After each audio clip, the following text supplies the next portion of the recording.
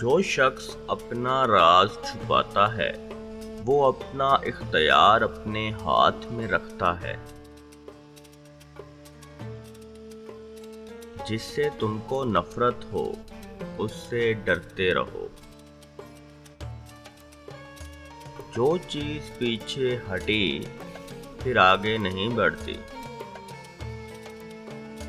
جو شخص برائی سے بالکل واقف نہیں ہے وہ برائی میں مبتلا ہو سکتا ہے۔ جب کوئی مجھ سے سوال کرتا ہے تو مجھ کو اس کی عقل کا اندازہ ہو جاتا ہے۔ توبہ کی تکلیف سے گناہ چھوڑ دینا زیادہ آسان ہے۔ گھر میں داخل ہونے کے لیے ہمیشہ اجازت لو۔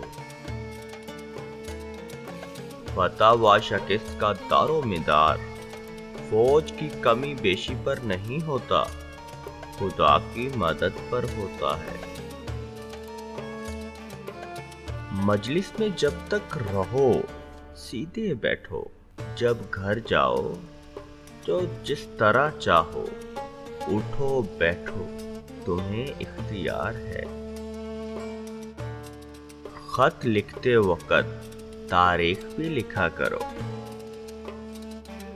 اللہ کے فرما بردار بندوں سے جو باتیں سنو ان کو یاد رکھو، کیونکہ ان پر امور صادقہ آشکار ہوتے ہیں۔